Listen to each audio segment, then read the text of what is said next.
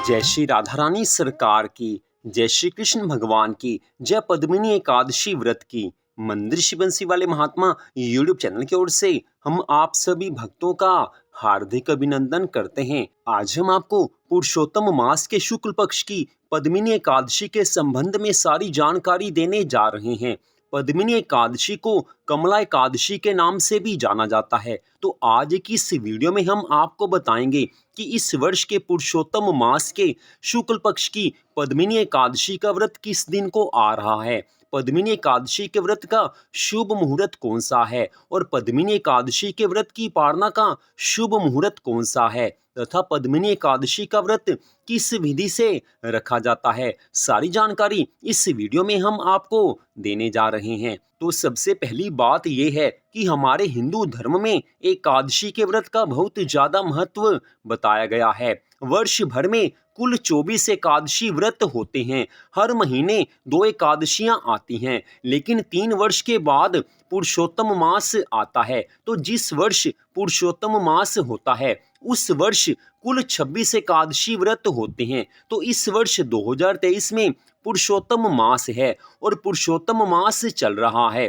पुरुषोत्तम मास का आरंभ 18 जुलाई से हो चुका है और पुरुषोत्तम मास 16 अगस्त तक चलेगा। तो पुरुषोत्तम मास के शुक्ल पक्ष की पद्मिनी एकादशी का व्रत इस वर्ष 29 जुलाई दिन शनिवार को है।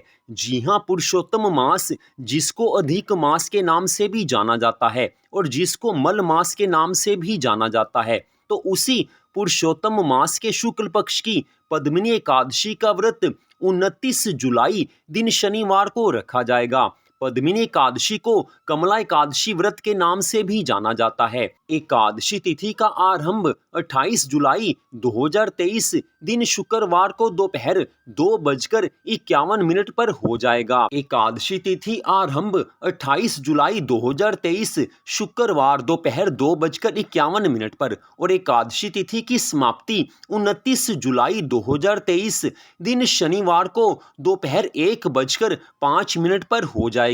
तो हमारे हिंदू धर्म ग्रंथों में स्पष्ट बताया गया है कि एकादशी का व्रत उसी दिन रखा जाता है जिस दिन सूर्य निकलने के समय एकादशी तिथि हो। तो इसी आधार पर जो पद्मिनी एकादशी का व्रत है वो 29 जुलाई 2023 दिन शनिवार को ही रखा जाएगा। अब बात आती है कि पद्मिनी एकादशी के व्रत की पारना का शुभ मुहूर्त कौन सा है। तो पुरुषोत्तम मास के शुक्ल पक्ष की पद्मिनी एकादशी के व्रत की पारना का शुभ मुहूर्त 30 जुलाई 2023 दिन रविवार को सुबह 5:41 से लेकर सुबह 8:24 तक रहेगा। इस समय के बीच में आप व्रत की पालना कर सकते हैं, अर्थात व्रत को खोल सकते हैं। लेकिन एकादशी व्रत की पालना की दूसरी विधि के अनुसार द्वादशी तिथि में सूर्य उदय होने के बाद आप किसी भी समय व्रत खोल सकते हैं। तो दोनों विधियां आपको बता दी गई हैं। किसी भी विधि के अनुसार आप व्रत की पालना कर सकते हैं, व्रत को खोल सकते हैं। तो पद्मिनी एकादशी का व्रत किस विधि से रखा जाता है वही हम आपको अब यहाँ पर बताने जा रहे हैं। तो जिन भक्तों ने पद्मिनी एकादशी का व्रत रखना है उन्हें ये चाहिए कि पद्मिनी एकादशी के व्रत के दिन सुबह जल्दी उठकर सूर्य उदय होने से पहले स्नान करें। कोशिश यही हो कि सूर्य निकलने से पहले स्नान हो जाए। अगर सूर्य उदय होने से पहले स्नान ना भी हो सके तो जितनी जल्दी हो सके स्नान कर लेना चाहिए। अगर घर में गंगा जल हो तो नहाने के जल में मिला लेना चाहिए, इससे गंगा स्नान का पुण्य फल मिल जाता है। अगर घर में गंगा जल नहीं है तो स्नान करते समय हर हर गंगे इस तरह गंगा मैया के नामों का उच्चारण करना चाहिए। इससे भी गंगा स्नान का पुण्य फल मिल जाता है।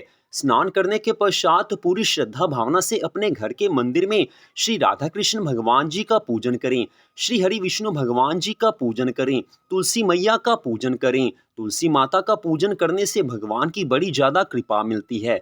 भगवान जी के पूजन में धूप, दीप, फल, नैवेद्य का प्रयोग करना चाहिए। पूरी श्रद्धा भावना से पूजन करें।